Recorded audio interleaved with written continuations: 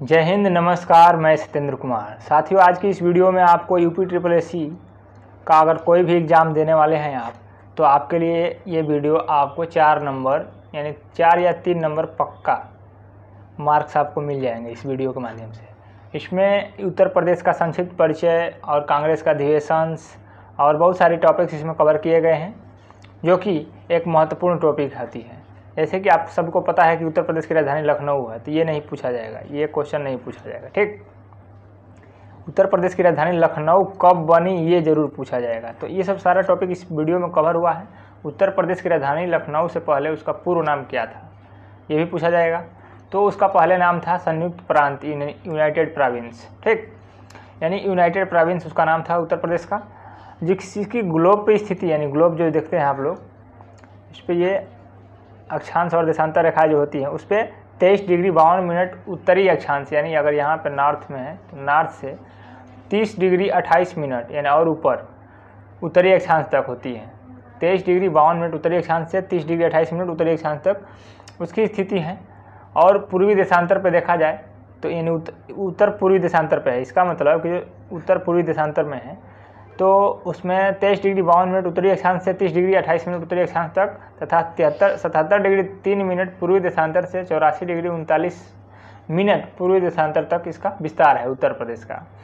उत्तर प्रदेश के सीमावर्ती राज्य कौन कौन से हैं, किसी कंट्री से बॉर्डर लगती है कि नहीं लगती है, ये सारी इसमें आपको पढ़ने को मिलेगा, समझने को मिलेगा। अगर आप इस PDF का वीडियो चाहते हैं, इसका PDF चाहते हैं तो व्हाट्सएप ग्रुप का लिंक वीडियो के डिस्क्रिप्शन में आप जुड़ सकते हैं। चैनल पे बहुत नए नए अपडेट्स पाने के लिए यूपी SSSC से रिलेटेड इसको सब्सक्राइब भी कर सकते हैं, क्योंकि इस पे जो है सारा अपडेट मिलता रहता है और आप सबके सहयोग से धीरे धीरे आगे भी बढ़ रहा है। तो उत्तर प्रदेश का सीमावर्ती राज्य, जैसे कि उत्तर में पूछ लिया जाए, उत्तर में कौन सा राज्य है, तो उत्तर में उत्तराखंड है, नेपाल कंट्री है एक। ठीक, उत्तर पश्चिम में हिमाचल प्रदेश है, उत्तर में उत्तराखंड और नेपाल। ठीक, तो नेपाल एक कंट्री हो गई। और उत्तर पश्चिम में हिमाचल प्रदेश, पूर्व में बिहार झारखंड है, जो कि हमारे बलिया के पड़ोसी है बिहार। और पश्चिम में हरियाणा दिल्ली राजस्थान है, और दक्षिण में मध्य प्रदेश है। दक्षिण में मध्य प्रदेश छत्तीसगढ़ है, और पश्चिम में दिल्ली राजस्थान और हरियाणा, 3 राज्य पश्चिम में है।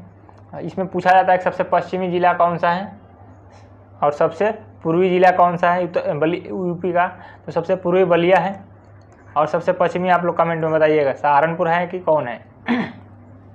क्षेत्रफल की दृष्टि से जो है ना, उत्तर प्रदेश चौथे स्थान पे है। ठीक, क्षेत्रफल की दृष्टि से उत्तर प्रदेश चौथे स्थान पे है। और क्षेत्रफल कितना है, 2,40,928 किलोमीटर स्क्वायर। ठीक, 2,40,928 किलोमीटर स्क्वायर इसका क्षेत्रफल है। जनसंख्या 1998-12,341 है। 1998, देखिए इसको डबल वर्ड्स मिला करके, मतलब डबल डिजिट मिला करके पढ़िएगा तब याद होगा, नहीं तो डायरेक्ट नहीं याद होगा। तो जनसंख्या है 1998-12,341 व्यक्ति, यानी कब की जनगणना की गई है, 2011 की जनगणना के अनुसार है। 2021 का जनगणना अभी नहीं आया है। ठीक, जैसे आएगा तो इसमें डाटा चेंज होगा। पुरुष कितने हैं तो ये पूछा नहीं जा सकता है, या फिर पूछा जाए तो एक याद कीजिएगा, पुरुष या महिला में से किसी एक का। 10, 44, 80, 510। 10, 44, 80, 510 ये कितने हैं, पुरुष। 10, 44, 80, 510 पुरुष है। 10, 44, 80, 510 ऐसे करके याद करेंगे तभी याद होगा। तो ऐसे पुरुष निकल गए, पुरुष याद हो गए, तो महिला निकालना हो तो आप टोटल में से निकाल सकते हैं। ठीक, तो एक ही याद करना, दोनों नहीं याद करना है। यानी 1998 12,341 में से माइनस कर लीजिएगा तो आपको याद हो जाएगा कि महिला कितनी है। तो 10, 44, 80, 510 पुरुष है उत्तर प्रदेश में। इसी क्रम में आगे बढ़ते हैं। महिला तो पता चल जाएगी। अब उसमें लिंगानुपात पूछा जाता है कि 0 से 6 वर्ष तक के आयु के बच्चों के लिंगानुपात कितनी है, उनकी जनसंख्या कितनी है। तो उनकी जनसंख्या है 3,07,91,331। 3,07,91,331 क्या है, उनके 0 से 6 वर्ष आयु की जनसंख्या है 3,07,91,331। लिंगानुपात 0 से 6 वर्ष का 902। 902 होने का मतलब कि 1000 अगर मेल है यानी बच्चा है, लड़का है, तो उस पर 902 ही फीमेल है। यानी ये बच्चियों का 0 से 6 साल तक के ये अनुपात बताया गया है। वही लिंगानुपात प्रति 1000 पुरुषों पे पूछा जाए तो 912 है, यानी 1000 पुरुष पे 912 महिलाएं हैं। और बच्चे पूछा जाए तो 1000 बच्चियों पे और 1000 बच्चों लड़कों पे 1902 लड़कियां हैं, छोटी छोटी बच्चे जो 0 से 6 साल तक की हैं। उत्तर प्रदेश की जनसंख्या घनत्व तो क्या है, 829 प्रति वर्ग किलोमीटर। इसका मतलब क्या हुआ, जनसंख्या घनत्व क्यों पता करते हैं, यानी 1 किलोमीटर स्क्वायर एरिया में 1 किलोमीटर स्क्वायर एरिया में 829 लोग रहते हैं उत्तर प्रदेश में। उसमें 10 की वृद्धि 2011 से 21 तक कितना है, तो 20.2%, यानी 2011 से 2021 तक जो जनगणना हुई तो उसमें कितना परसेंट इंक्रीज हुआ, परसेंटेज पूछा जाए तो 20.2%। ये 10 की वृद्धि इसी को कहा जाता है। देखिए साथी, कंपटीशन बहुत तगड़ा है, इसलिए छोटे छोटे टॉपिक्स को भी ध्यान देना है। इसलिए साक्षरता पर ध्यान देना है कि टोटल साक्षरता कितनी है, 67.7% 2011 के अनुसार। उसमें महिला और पुरुष की साक्षरता में बड़ा डिफरेंट है। पुरुष है 73.3%, पुरुष 73.3% है, जबकि महिला 57.2% है। यानी टोटल जो है ना महिलाओं की साक्षरता अभी भी कम है। इसमें जिला वाइज भी साक्षरता पूछा जाता है कि कौन सा जिला सबसे ज़्यादा है साक्षर है, कौन सा इंडस्ट्री के मामला में सबसे ज़्यादा है, तो ये पूछा जाता है इंडस्ट्री। कुल साक्षर व्यक्ति कितने हैं, तो 1998 जो टोटल जनसंख्या थी, 1998 12,341 में वो टोटल साक्षर कितने हैं, 1143 97 555। इतने लोग साक्षर हैं, 1143 97 555 लोग साक्षर हैं। पुरुष साक्षर 682 34 964% हैं, 682 34 964% पुरुष साक्षर हैं। ठीक, उसी तरह से महिलाओं की साक्षरता है। उच्चतम न्यायालय पूछा जाएगा, खंडपीठ पूछा जाएगा कहाँ कहाँ पे है, तो उच्चतम न्यायालय यानी जो हाई कोर्ट होता है, हाई कोर्ट कहाँ पे है, उत्तर प्रदेश में लखनऊ में है। उसका खंडपीठ कहाँ पे, खंडपीठ मतलब उसके लिए छोटा छोटा न्यायालय बने हैं जो लखनऊ हाई कोर्ट का काम करते हैं। जैसे कि लखनऊ में है, सॉरी इलाहाबाद हाई कोर्ट का काम करता है तो लखनऊ में है। कुछ वैसे ही सांसद विधायक के कोर्ट होते हैं तो ये मदद करते हैं, वो जो मेन उच्च न्यायालय है उसके। उसमें भाषा पूछा जाएगा, उत्तर प्रदेश में कौन कौन सी भाषा चलती है, तो हिंदी तो पहले से ही चल रही है आज़ादी के समय से ही, और उर्दू दूसरी भाषा कब आई, तो ये 1989 में। कब आई, 1989 में, जब 61वां संविधान संशोधन हो रहा था ना, उसी टाइम पर 1989 में आया था। टोटल संभाग कितने हैं, यानी 18 भाग हैं उत्तर प्रदेश के, जिले 75 हैं। अभी घट बढ़ सकते हैं जब कोई नया संशोधन हो, तो अभी तक यही है। द्विसदनात्मक विधानसभा है, ठीक, विधानमंडल द्विसदनात्मक, यानी विधानसभा और विधान परिषद, विधानसभा और विधान परिषद।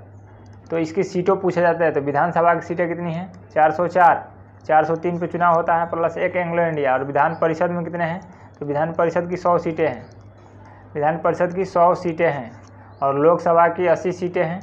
ठीक, तो ये पूछा जाता है। और राज्यसभा की 31 सीटें हैं। तो ये सारी अपडेट यूपी की हैं, ये आपको ध्यान रखना जरूरी है, क्योंकि कोई भी पूछा जा सकता है या उसमें मिलान करने को आ सकता है। देखिए यहाँ पे दिया हुआ भी है, विधानसभा सदस्यों की संख्या 404, 1 एंग्लो और 403 पे चुनाव होता है। ठीक, राजकीय पशु है बारहसिंगा, स्वेप डियर, बारहसिंगा जिसमें सिंह अलग अलग सिंहों में सिंह बने होते हैं, बारहसिंगा, उसको स्वेप डियर इंग्लिश में बोलते हैं। राजकीय पक्षी सारस या क्रेन उसको बोलते हैं, ये है। राजकीय वृक्ष अशोक है, अशोक, राजकीय वृक्ष अशोक है। राष्ट्रीय पुष्प कमल, राजकीय पुष्प ब्रह्मा कमल, ठीक, जो पानी में उगता है। और इसी में आगे बढ़ते हैं, आपको मिलेगा बहुत सारा चीज़ें। चूना पत्थर कहाँ पे मिलता है, ये हमारे जो है ना अयस्क या जो भी हम चूना पत्थर बनाते हैं या मिलता है, या कोयला कहाँ पे मिलता है, यूपी में पूछा जाता है। तो सोनभद्र में, सिंगरौली में कोयला भी मिलता है और चूना पत्थर भी मिलता है, और मिर्ज़ापुर के कजराहट में भी चूना पत्थर मिलता है। तो ये इंपॉर्टेंट क्वेश्चन है। डोलोमाइट कहाँ पे मिलता है, डोलोमाइट डोलोमाइट मिर्ज़ापुर, सोनभद्र और बांदा। बांदा में तांबा भी मिलता है, बांदा में तांबा भी मिलता है। ललितपुर में भी तांबे मिलते हैं। जिप्सम झांसीपुर हमीरपुर ज़िले में मिलते हैं, झांसी और हमीरपुर ज़िले में मिलते हैं जिप्सम। जिप्सम का फार्मूला होता है CaSO4 2H2O, CaSO4 2H2O gypsum का फार्मूला होता है। कांच बालू वाराणसी के चकिया, कछरना, इलाहाबाद में मिलते हैं। कांच बालू कहाँ मिलेंगे, वाराणसी क्षेत्र में, कछरना में, इलाहाबाद में, करवी तहसील जो होता है, और बांदा और मऊ जिले में कांच बालू मिलते हैं। कांच बालू का मतलब जो ऐसा बालू जिसमें कांच मिले। संगमरमर, संगमरमर कहाँ पे मिलेंगे, मिर्ज़ापुर, सोनभद्र जिले में। संगमरमर जो आप लोग टाइल्स कहते हैं उसको ना, जो घरों में लगाते हैं, चिकनाहट दिखता है, उसको संगमरमर बोलते हैं। बक्साइट बांदा जिले के रजगेवा गांव में मिलता है। तो बांदा जिला में भी बक्साइट मिलता है। बक्साइट क्या होता है? तो एल्युमिनियम का अयस्क होता है। एल्युमिनियम का अयस्क होता है। एल्युमिनियम का एटॉमिक नंबर 13 होता है। इसके विन्यास होते हैं 2, 8, 3, ठीक, या जब अपवाद होता है तो 2, 8, 2, 1 भी होता है, ठीक, क्योंकि इसको पूरा करना होता है। तो नॉन प्लास्टिक फायर क्ले क्या होता है? मिर्ज़ापुर के बांसी मकरी खो क्षेत्र में मिलते हैं non plastic fire clay. Uranium Lalitpur में मिलता है। यूरेनियम ललितपुर में तांबा भी मिलता है। ग्लास सैंड यानी बालू वाला सैंड कहाँ मिलेगा? कछरना इलाहाबाद की तहसील में बताए थे। पैरासाइट एवं एंडालुरासाइट कहाँ मिलेगा? मिर्ज़ापुर सोनभद्र में। पैरासाइट और एंडालुरासाइट मिर्ज़ापुर सोनभद्र में। हीरा कहाँ मिलेगा? सबसे महत्वपूर्ण हीरा बांदा जिले में, मिर्ज़ापुर जिले में हीरा मिलता है उत्तर प्रदेश में। उत्तर प्रदेश किस चीज़ की फसल में सबसे आगे है? तो गन्ना की। गन्ना में सबसे आगे हैं उत्तर प्रदेश। और भी एक आधो फसल में है, इसको आपको बताना है। कोयला गोंडवाना, सोनभद्र, सिंगरौली, मिर्ज़ापुर 3 जगह मिलता है। गोंडवाना, सोनभद्र, यानी सोनभद्र में गोंडवाना है, सिंगरौली मिर्ज़ापुर में है। तो यहाँ पे कोयला निकलता है, कोयला एक खान है। और झारखंड में झरिया में भी मिलता है। तो झारखंड अलग राज्य है, हम अभी यूपी की बात कर रहे हैं। राख फास्फेट, चट्टानी फास्फेट कहाँ मिलता है? बांदा में। एस्बेस्टस, जिसमें आग नहीं लगती है, एस्बेस्टस की क्वालिटी है आग नहीं लगती है, आग नहीं लगेगी उसमें, वो एस्बेस्टस कहलाएगा। जैसे फिल्मों में शूटिंग में इसका यूज होता है, फिल्म शूटिंग में आग लगाया जाता है ना, तो इसमें इसका यूज होता है। चलिए आगे बढ़ते हैं। नेक्स्ट, पर्यटक स्थल क्या क्या है? उत्तर प्रदेश के पर्यटक स्थल वो होते हैं जहाँ पे दूसरे कंट्री के भी लोग आते हैं घूमने के लिए, अपने कंट्री के भी लोग जाते हैं। जैसे ताजमहल, इसका निर्माण शाहजहाँ ने करवाया था अपने मुमताज़ की याद में। तो आप लोग भी पढ़ेंगे तो कुछ ना कुछ करेंगे। लाल किला का निर्माण किसने कराया था? जो आगरा का लाल किला है उसका निर्माण अकबर ने कराया था, जबकि दिल्ली का लाल किला शाहजहाँ ने बनवाया था। जामा मस्जिद का निर्माण किसने कराया था? तो शाहजहाँ ने करवाया था, जो जामा मस्जिद है आगरा में उसका। इत्मादुद्दौला का निर्माण नूरजहाँ, चीनी का रोजा, रामबाग आदि इन्होंने निर्माण करवाया था। सारनाथ कहाँ पे है? तो वाराणसी में है। वाराणसी से 13 किलोमीटर पास ही में है। इसमें प्रथम उपदेश दिया गया था किसके द्वारा? महात्मा बुद्ध के द्वारा, जिसे धर्म चक्र परिवर्तन कहा जाता है। धर्म चक्र परिवर्तन यानी धर्म में परिवर्तन, यानी अपने घर परिवार छोड़ करके उन्होंने परिवर्तन किया था। उनका मृत्यु हो गया कहाँ पे? कुशीनगर में, जिसको महापरिनिर्वाण कहा जाता है। पूछा जाता है महापरिनिर्वाण कहाँ पे है? तो कुशीनगर। बरसाना क्या है? बरसाना भगवान कृष्ण की उपासिका यानी राधा का जन्म हुआ था। यहाँ पे लठमार होली प्रसिद्ध है। बरसाना में लठमार होली प्रसिद्ध है। मगहर कहाँ पे है? संत कबीर नगर का महाप्रयाण स्थल है मगहर, कबीर जी का। कालपी क्या है? महारानी लक्ष्मीबाई की छावनी, वहाँ पे उनकी सेना रहती थी। छावनी उससे बोलते हैं जहाँ पे सेना रखी जाती है। अयोध्या भगवान श्री राम का जन्म स्थल, जहाँ पे राम मंदिर बना है। वाराणसी काशी, जिसको विश्वनाथ मंदिर के लिए विशेष प्रसिद्ध माना जाता है। तो विश्वनाथ मंदिर किसने बनवाया था बताइएगा? ये महारानी झांसी, वो मणिकर्णिका घाट जो नाम पड़ा है वाराणसी में, वो रानी लक्ष्मीबाई के नाम पे पड़ा है। उनका बचपन का नाम था मणिकर्णिका। इलाहाबाद प्रयाग गंगा यमुना और अदृश्य सरस्वती के संगम पर स्थित तीर्थराज के नाम से सुविख्यात इलाहाबाद प्रयागराज बोला जाता है। इसका जनजातियाँ कौन कौन सी रहती है यूपी में? यूपी में जनजाति है थारू, बुक्सा, माहीगीर, सौका और खरवार। खरवार बलिया में भी जनजाति पाई जाती है। सबसे ज़्यादा जनजाति कौन सी है? थारू। राष्ट्रीय शोध संस्थान कौन कौन से यूपी में? तो central drug research institute Lucknow, जो महत्वपूर्ण है वही इसमें नोट किया गया है। तो central drug research institute Lucknow, national botanical research institute Lucknow. National botanical research institute कहाँ पे है? लखनऊ। तो दो चीज़ें याद होगी, बोटेनिकल मैंने वनस्पति रिसर्च इंस्टीट्यूट लखनऊ और ड्रग रिसर्च इंस्टीट्यूट में दवाइयों वाला लखनऊ। दो चीज़ें इंपॉर्टेंट है। आगे देखो, Central Institute of Medicine and Aromatic Plants Lucknow. Aromatic plants का मतलब हुआ कि हवा में प्लांट्स लगाने वाला system. Industrial Toxicology Research Centre Lucknow में है। इंडस्ट्रियों के लिए टैक्सिकोलॉजी रिसर्च सेंटर लखनऊ में बनाया गया है, उत्तर प्रदेश का स्पेशल। अब भारतीय औद्योगिक संस्थान कौन कौन से हैं? भारतीय प्रमुख औद्योगिक संस्थान जो यूपी में है, तो भारत इलेक्ट्रॉनिक्स गाजियाबाद में है। भारत इलेक्ट्रॉनिक्स कहाँ पे है? गाजियाबाद में। इसको भेल भी बोला जाता है। Bharat electronics limited. कृत्रिम अंग निर्माण कहाँ पे होता है? कानपुर में होता है। चमड़ा रंगाई जूता संस्थान कानपुर में ही है। चमड़ा का कारखाना और भी प्रोडक्ट बनते हैं आगरा में। सीमेंट कारखाना चूर्क डाला कजराहट, यानी कजराहट कहाँ पे भी बताए थे, बताइए? मिर्ज़ापुर में। उर्वरक कारखाना कहाँ पे है? तो एक इलाहाबाद में और एक गोरखपुर के शाहजनवा में है। यहाँ फर्टिलाइज़र के नाम से बोला जाता है। यहाँ पे एसएसबी का हेडक्वार्टर भी है गोरखपुर में, मैं गया हूँ वहाँ पे। इंडियन टेलीफोन इंडस्ट्री रायबरेली में है। Indian Telephone Industry Raebareli. Uptron Digital System Lucknow. Uptron Digital System क्या है? लखनऊ में है। Indian Telephone Industry Naini Allahabad में भी है, और नैनी इलाहाबाद से भारतीय मानक समय गुजरता है। भारतीय मानक समय नैनी इलाहाबाद से गुजरता है, और टोटल 5 राज्यों से गुजरता है। तो ये आपको बताना है कौन कौन से राज्य से गुजरता है। Diesel locomotive factory Varanasi. ये डीजल लोकोमोटिव फैक्ट्री DLW जिसको बोलते हैं, वाराणसी में ही है। मॉडर्न बेकरीज कानपुर में है। हिंदुस्तान एरोनॉटिक्स लिमिटेड हेल, इसका नाम है हेल। तो ये कहाँ पे है? कानपुर और लखनऊ दोनों में है।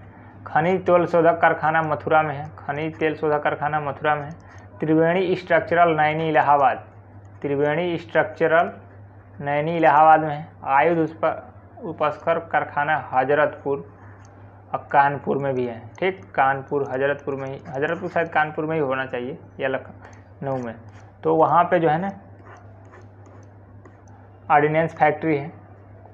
अब संग्रहालय की बात करेंगे, कौन कौन से संग्रहालय हैं उत्तर प्रदेश में जो विख्यात है, फेमस है। जैसे कला भवन। कला भवन कहाँ पे है? बनारस हिंदू विश्वविद्यालय वाराणसी, BHU के कैंपस में है कला भवन। मोतीलाल नेहरू बाल संग्रहालय लखनऊ में है। मोतीलाल नेहरू बाल संग्रहालय कहाँ पे है? लखनऊ में है। प्रांतीय हाइजीन इंस्टीट्यूट लखनऊ। प्रांतीय हाइजीन इंस्टीट्यूट लखनऊ में है। सारनाथ संग्रहालय सारनाथ में है। तो इस तरह से क्या है, इम्पोर्टेंट फैक्ट्स है ये। इलाहाबाद संग्रहालय कहाँ पे है? इलाहाबाद संग्रहालय इलाहाबाद में होगा। सारनाथ संग्रहालय कहाँ पे होगा? सारनाथ में होगा। इलाहाबाद इलाहाबाद में होगा। राहुल संस्कृत्यायन संस्थान गोरखपुर। राहुल संस्कृत्यायन संस्थान कहाँ पे है? गोरखपुर। पंचाल इतिहास परिषद संग्रहालय बरेली। पंचाल महाभारत से रिलेटेड कुछ नाम है, तो वो संस्थान कहाँ पे है? बरेली में। रानी संग्रहालय झांसी की रानी है तो झांसी में होगा। मथुरा संग्रहालय मथुरा में होगा। बुंदेलखंड छत्रसाल संग्रहालय बांदा में होगा, क्योंकि बांदा बुंदेलखंड का एरिया में आता है। अब आपको बताना है यूपी में कौन कौन सी झीलें हैं, जिसमें से एक पुलिस के एग्जाम्स में आ गया था। तो मालवा ताल कहाँ पे है? यूपी में है। किथम आगरा। मानसी गंगा झील है। गिरी ताल झील है। इसमें से गोखुर झील है जो अभी अभी GI टैग मिला है, इसको कुछ प्रमाणित किया गया है गोखुर झील को। तो चलिए आगे चलते हैं। पूना ताल झील यूपी में है। देवी हरी झील यूपी में है। चंदेला झील यूपी में है। हिंगवा झील यूपी में है। करेला झील यूपी में है। तो ये सारे झील कहाँ पे हैं? यूपी में है। उससे भी बढ़ के ये क्वेश्चन है कि नदियों के किनारे बसे प्रमुख शहर। इलाहाबाद के किनारे, मतलब इलाहाबाद गंगा यमुना और सरस्वती के किनारे बसा हुआ है। राजघाट गंगा के किनारे है। लखनऊ गोमती के किनारे है। मथुरा यमुना के किनारे। हमीरपुर भी यमुना के किनारे है। कानपुर ये गंगा के किनारे है। कौशाम्बी गंगा यमुना के किनारे है। वाराणसी गंगा के किनारे है। ऐसे वाराणसी को पूछा गया था UPSSC में किन दो नदियों के बीच में है, तो वरुणा और अस्सी नदी के बीच में है वाराणसी, इसलिए उसको वाराणसी नाम दिया गया था। जौनपुर गोमती नदी के किनारे है। जौनपुर कहाँ पे है? गोमती नदी के किनारे है। बटेश्वर यमुना नदी के किनारे है। वृंदावन यमुना नदी के किनारे है। मिर्ज़ापुर गंगा नदी के किनारे है। सुल्तानपुर गोमती के और गोरखपुर राप्ती के। ये सारे क्वेश्चन आए हुए परीक्षा में है क्वेश्चन, तो इसको याद करना किसी भी तरह से ज़रूरी है। एक बार अगर समझ में आ जाए तो कोई चीज़ समझ में आ जाती है, नहीं तो नोट्स बनाकर 2-3 बार उसको पढ़ना होता है। बहुउद्देशीय परियोजनाएं कौन कौन सी हैं? रिहंद बांध परियोजना सोनभद्र जिले में पिपरी स्थान पर है। कहाँ पे है? रिहंद बांध परियोजना सोनभद्र जिले में पिपरी स्थान पर है, रिहंद नदी पर। शारदा परियोजना शारदा नहर बनवासा नामक स्थान पे है। शारदा परियोजना शारदा नहर बनवासा नामक स्थान पे है। राम गंगा परियोजना धामपुर बिजनौर, जो जहाँ से अभी मायावती का घर है बिजनौर साइड में, वहाँ से निकलता है। वहाँ पे बांध की ऊंचाई 128 मीटर है। रामपुर परियोजना वहीं पे है। गंडक परियोजना कहाँ पे है बताइए? घाघरा नदी परियोजना यूपी में, सारे परियोजना यूपी में, गंडक परियोजना कहीं बिहार में मत चले जाना। गोविंद बल्लभ सागर परियोजना कहाँ पे है, ये सोनभद्र में है। ठीक, राजघाट बांध कहाँ पे है ये बताइए, लखवार ब्यासी बांध। माता टीला परियोजना झांसी के निकट बेतवा नदी पे बहुत बार पूछा गया क्वेश्चन है ये माता टीला वाला। शारदा सहायक परियोजना ओबरा जल विद्युत सोनभद्र, यहाँ पे बिजली बनती है ओबरा में। सोनभद्र में एल्युमिनियम कारखाना है। चलिए तो अब आगे बढ़ते हैं हम। प्रसिद्ध नगर एवं उसके चर्चित उपनाम, जैसे लखनऊ को क्या बोलते हैं, नवाबों का शहर, बागों का शहर, नजाकत नफासत का शहर, नवाबों का शहर, नवाबों का शहर, बागों का शहर, नजाकत नफासत का शहर। वाराणसी को घाटों का नगर, विश्वनाथ नगरी, मुक्ति नगर, रांड सांड और पांडव का नगर। वाराणसी को इतना नाम दिया गया था, रांड सांड और पांडव का नगर भी बोला जाता है, पांडव का नगर। आगरा को ताज नगरी, पेठा नगरी, दो नामों से फेमस है। इलाहाबाद को संगम नगरी, कुंभ नगरी, तीर्थराज नगरी। इलाहाबाद में संगम नगरी, कुंभ नगरी और तीर्थराज नगरी बहुत फेमस है। गोरखपुर में गोरखधाम, नाथ नगर। तो ये ऐसे पूछा जाता है। अब मथुरा में पढ़िएगा तो मथुरा कृष्ण नगरी, पेड़ों का नगर, पंडों की नगरी, यानी यहाँ पे पंडा कृष्ण नगरी पेड़ बहुत ज़्यादा हैं। फिरोजाबाद चूड़ी नगरी, सुहाग नगरी, ये तो याद होगा बहुत लोग। मुरादाबाद बर्तनों का शहर, पीतल नगरी, यहाँ पे हम 3 साल पढ़ाई कर चुके हैं। मलिहाबाद आमों का नगर, मलिहाबादी आम होता है। गाजियाबाद उद्योग नगरी, छोटी दिल्ली गाजियाबाद को बोलते हैं। छोटी दिल्ली किसको बोलेंगे, गाजियाबाद को। अयोध्या रामनगर, राम भूमि, तीर्थस्थल, तीर्थनगर। कनौज खुशबुओं का नगरी। अलीगढ़ ताला नगरी, बरेली सुरमा नगरी, बांस बरेली, बरेली का अलग नाम है सुरमा नगरी, बांस बरेली। बरेली में झुमका गिरा था। कानपुर उद्योग नगर, चर्म नगर, यानी उद्योग नगर मतलब इंडस्ट्री क्षेत्र में, चर्म नगर चमड़ा के क्षेत्र में। मेरठ में क्रांति नगर और कैंची नगर। रामपुर चाकुओं का नगर, नवाबों का शहर, रामपुर को भी नवाबों का शहर बोलते हैं। गाजीपुर काशी की बहन, यहाँ पे अफीम फैक्ट्री है, अफीम फैक्ट्री गाजीपुर। और लॉर्ड कॉर्नवालिस की कब्र भी गाजीपुर में ही है।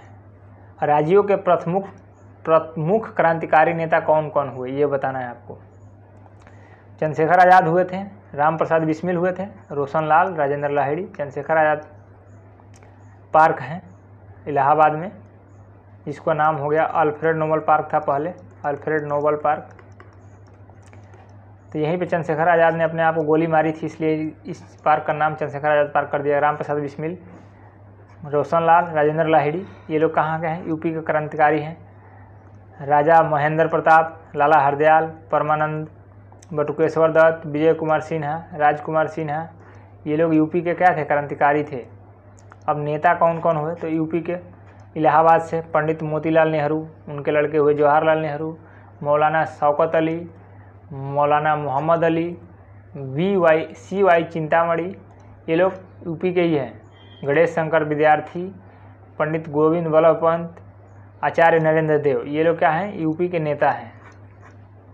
और भी बहुत सारे लोग हैं, मुलायम सिंह, तेज बहादुर सप्रू, संपूर्णानंद, लाल बहादुर शास्त्री, रफ़ी अहमद।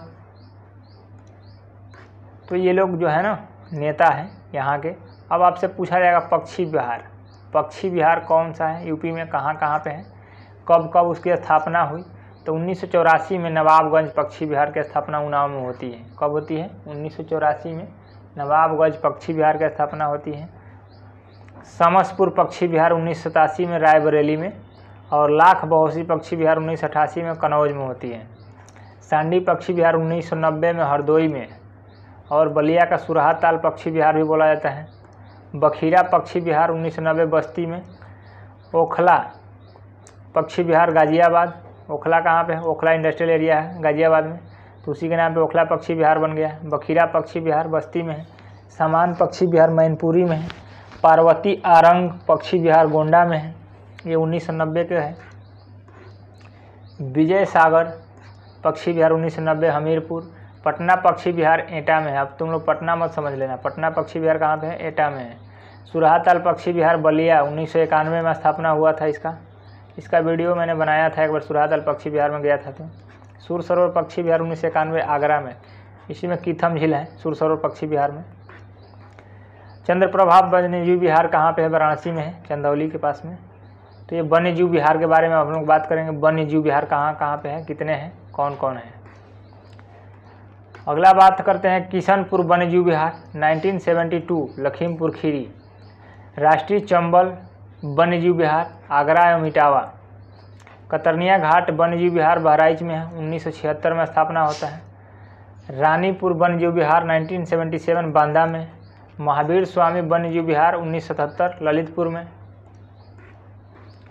दुधवा राष्ट्रीय उद्यान 1977 लखीमपुर खीरी। कैमूर वन्यजीव विहार 1982 मिर्जापुर सोनभद्र। हस्तिनापुर वन्यजीव विहार 1986 मेरठ मुरादाबाद मुजफ्फरनगर गाजियाबाद। सोहागी बरवा वन्यजीव विहार 1987 महाराजगंज। महाराजगंज कहाँ पे है? लखनऊ के आसपास में है। सोहेलवा वन्यजीव विहार बहराइच गोंडा में। कछुआ वन्यजीव विहार वाराणसी में है। कछुआ वन्यजीव विहार की स्थापना 1989 में होती है वाराणसी में। डॉक्टर भीमराव अंबेडकर वन्यजीव विहार 2003 कुंडा प्रतापगढ़। अब आगे बताएंगे हम 1857 के क्रांति के विद्रोह में नेतृत्व करने वाले महान व्यक्तित्व जो यूपी से थे। लखनऊ से बेगम हजरत महल, झांसी की रानी लक्ष्मीबाई, झांसी से कानपुर से नाना साहब अजीमुल्ला, 2 लोग थे। और फिर तात्या टोपे भी करते हैं जब नाना साहब भाग जाते हैं। तो मथुरा से देवी सिंह, इलाहाबाद से लियाकत अली, कालपी से तात्या टोपे और मेरठ से कदम सिंह। यहाँ पे गलत मिस्टेक हुआ है, कदम सिंह नाम था शायद, ये होगा गलत। और फैजाबाद से मौलवी मोहम्मद अल्लाह। उत्तर प्रदेश में भारतीय राष्ट्रीय कांग्रेस 1947 तक के अधिवेशन कौन कौन से हुए, कब कब हुए? 1888 में पहला अधिवेशन इलाहाबाद में हुआ, जिसकी अध्यक्षता किसने की? George Yule. ये वर्ष है, ये स्थान है और ये अध्यक्ष है। तो ये पूछा जाएगा, यूपी के एग्जाम है तो यूपी में पूछा जाएगा। 1888 में इलाहाबाद में हुआ, जॉर्ज यूले ने उसकी अध्यक्षता की। 1892 में इलाहाबाद में हुआ तो उसकी अध्यक्षता WC बनर्जी ने की। 2 इलाहाबाद में हो गया एक ही साथ लगातार, 88 में और 92 में, 4 साल के गैप पे। तो इसको रिलेट करके नहीं याद करेंगे तो याद नहीं होगा, समझ लीजिए, सीधी सी बात है। 88 के बाद 92 आएगा तो इलाहाबाद में दोनों हुआ। एक बार करेंगे जॉर्ज यूले, एक बार WC बनर्जी। 1899 में लखनऊ में रोमेश चंद्र दत्त करेंगे। 1905 में बनारस में गोपाल कृष्ण गोखले करेंगे। 1910 में इलाहाबाद में सर विलियम वेडरबर्न करेंगे, विलियम वेडर। 1916 में लखनऊ में होता है अंबिका चरण मजूरदार करते हैं। इसमें नरम दल और गरम दल मिल जाते हैं, जो नरम दल और गरम दल एक हो जाते हैं 1916 में। 1925 में कानपुर में सरोजिनी नायडू। 1924 में कर्नाटक में बेलगांव में गांधी जी किए थे, तो उनके तुरंत 1 साल बाद सरोजिनी नायडू 1925 में करें। 1936 में फिर लखनऊ में नेहरू जी करेंगे। फिर 1946 में मेरठ में JV कृपलानी, आचार्य JV कृपलानी करेंगे। अब देखिए, अब महत्वपूर्ण साहित्यकार एवं उनकी रचनाएं हैं। महत्वपूर्ण साहित्यकार एवं उनकी रचनाएं कौन कौन सी? कबीरदास की शबद रामायणी साखी, कबीरदास की रचना शबद रामायणी साखी, ये हिंदी में भी आता है और यूपी GK में भी आता है, क्योंकि ये लोग यूपी के ही हैं। संत रायदास बानी नाम से फुटकर छंदों की रचना किए हैं इन्होंने। सूरदास के सुरसागर सुर सरावली साहित्य लहरी, सूरदास सागर साहित्य लहरी, सुर से सुर सब में आया है। तुलसीदास की रामचरितमानस, विनय पत्रिका, गीतावली, दोहावली, कवितावली। राम लल्ला नछहू, कवितावली, जानकी मंगल इत्यादि जो महत्वपूर्ण है उसी को इसमें कवर किया गया है। महाकवि भूषण, जिनका नाम, इनकी रचना है शिवराज भूषण, शिवा बावनी, छत्रसाल दशक आदि। जगनीक अल्लाह रचित, जगनीक की रचना किसने किया था? अल्लाह ने। मुंशी इंसा अल्लाह खान, रानी केतकी की कहानी की रचना इन्होंने की। उदय भान चरित की रचना इन्होंने की, मुंशी इंसा अल्लाह खान। बिहारी लाल ने सतसई की रचना की। लल्लू लाल ने सिंहासन बत्तीसी की रचना की, बेताल पचीसी की रचना की और प्रेम सागर की। प्रेम सागर, प्रेम में क्या होता है? कोई लल्लू हो जाता है, तो प्रेम सागर की रचना लल्लू लाल। मुंशी प्रेमचंद गबन गोदान, सेवा सदन, निर्मला, कर्मभूमि। मुंशी प्रेमचंद की रचनाएं बहुत बार परीक्षा में आती हैं, पुलिस की परीक्षा में बहुत बार पूछी गई थी। गोदान, गबन, सेवा सदन, निर्मला, कर्मभूमि। भारतेंदु हरिश्चंद्र, कश्मीर कुसुम, भारत दुर्दशा, सत्य हरिश्चंद्र, चंद्रावली, बादशाह, दर्पण, मुद्राक्षस, हमीर हठ, प्रेमतम, ये सारी रचनाएं भारतेंदु हरिश्चंद्र जी की हैं। पंडित बालकृष्ण भट्ट की रचनाएं कौन सी हैं? पद्मावती निबंध। बालकृष्ण भट्ट की रचना है पद्मावती निबंध। महावीर प्रसाद द्विवेदी यानी द्विवेदी युग के जनक कहे जाते हैं। इनकी पत्रिका है सरस्वती के पत्रिका के संपादक हैं ये महावीर प्रसाद द्विवेदी। काव्य मंजूषा के भी संपादक राइटर हैं। नाट्य शास्त्र के, हिंदी भाषा की उत्पत्ति, जल चिकित्सा, ये सारी बुक इन्होंने लिखी है। पंडित अयोध्या प्रसाद हरि सिंह औध, चोखे चौपदे, पद प्रसून, प्रिय प्रवास, वैदेही वनवास, परिजात, ये पंडित अयोध्या प्रसाद हरि सिंह औध जी के रचनाएं हैं। जो प्रमुख रचनाएं हैं उसी को कवर किया गया है, चाहे तो आप अलग से भी कवर कर सकते हैं। पंडित प्रताप नारायण मिश्र, फुटकर निबंध, हठी हमीर, कली, कौतुक रूपक। मैथिली शरण गुप्त की रचना पूछी जाती है यशोधरा, साकेत, जयद्रथ वध, भारत भारती, द्वापर, ये बहुत इंपॉर्टेंट है, इसमें VVI लगा लीजिए। और मुंशी प्रेमचंद की VVI है। सुमित्रानंद पंत की VVI यानी वेरी वेरी इंपॉर्टेंट है। वीणा, युगांत, उत्तरा, अतिमा, हार, युगपथ, गुंजन, पलव ग्राम्य। सूर्यकांत त्रिपाठी निराला, इन्हें क्रांतिकारी कवि के नाम से जाना जाता है। तुलसीदास नाम की इन्होंने रचना की। अनामिका की रचना की, परिमल की, अप्सरा की, प्रभावती की रचना की, चतुरी चमार की रचना की, सम्मोहन की रचना की, मतवाला, माधुरी, सरोज स्मृति, राम की शक्ति पूजा, ये सारी रचनाएं इनकी है। इनमें भी महिलाओं में एक महान कवि है महादेवी वर्मा। इनकी रचना है निहार, रश्मि, निर्जा, संध्या गीत, यामा, गीलू, छड़दा, स्मृति की रेखाएं, मेरा परिवार, इसमें गीलू नहीं लिखा है, लिख लीजिए। तो ये महादेवी वर्मा की रचना है। डॉक्टर हरिवंश राय बच्चन, मधुशाला, मधुबाला, निशा निमंत्रण, तेरा हार मधु कलश, इस और मधुया मिनी, क्या भूलू क्या याद करूँ, ये हरिवंश राय बच्चन की है। नीड़ का निर्माण फिर से, नीड़ माने क्या होता है? घोंसला, घोंसला का निर्माण फिर से कर रहे हैं, तो ये हरिवंश राय बच्चन जी जिन अमिताभ बच्चन के पिताजी हैं। जयशंकर प्रसाद की रचनाएं बहुत इम्पोर्टेंट हैं। कमायनी, कंकाल, इरावती, तितली, ध्रुव स्वामिनी। कमायनी, कंकाल, इरावती, तितली, ध्रुव स्वामिनी, ये जयशंकर प्रसाद की रचना है। आएगी राहुल संस्कृत्यान की रचना, सिंह सेनापति, बेलगा से गंगा, कार्ल मार्क्स, महामानव बुद्ध, मेरी जीवन यात्रा, दर्शन दिग्दर्शन, विश्व की रूपरेखा। जैनेन्द्र कुमार की रचना है पूर्वोदय, साहित्य संचय, परख, सुनीता, सुखदा, फांसी एक रात, ध्रुव यात्रा, एक दिन वातायन, त्यागपत्र। आचार्य हजारी प्रसाद द्विवेदी जो बलिया के रहने वाले हैं, विचार और वितर्क, सुर साहित्य इनकी रचना है। हिंदी साहित्य इनकी रचना है। बाण भट्ट की आत्मकथा इनकी रचना है। मेरा बचपन इनकी रचना है। हजारी प्रसाद द्विवेदी बलिया यूपी के रहने वाले हैं। सच्चिदानंद हीरानंद बादशाहन का पूरा नाम है, अज्ञेय छोटा नाम है। त्रिपथगा कोठरी की बात, शेखर एक जीवनी लिखी, कागद कोरे, तिरंसकू, उत्तर प्रियदर्शी, ये सच्चिदानंद हीरानंद बादशाह की रचना है। मलिक मोहम्मद जायसी, पद्मावत, अखरावट, आखिरी कलाम। वृंदावन लाल वर्मा, मृगनयनी, झांसी की रानी, चित्रलेखा। डॉक्टर विद्या श्रीनिवास मिश्र, चितवन की छाहें, साहित्य की चेतना, रीति विज्ञान। आगे है लास्ट, अब खत्म होने वाला है। पंडित नरेंद्र शर्मा की रचना कौन कौन सी? कामिनी, द्रौपदी, उत्तर जय, सूल, फूल, कदलीवन, प्यासा निर्झर, प्रवासी के गीत। कन्हैयालाल मिश्र प्रभाकर की रचना कौन सी है? तो जिंदगी मुस्कुराई, माटी हो गई सोना, आकाश के तारे, दीप जले, भूले बिसरे चेहरे, कन्हैयालाल मिश्र की है। वासुदेव शरण अग्रवाल की रचना है उत्तर ज्योति, पृथ्वी पुत्र, पाणिनि, कालीन भारत। तो ये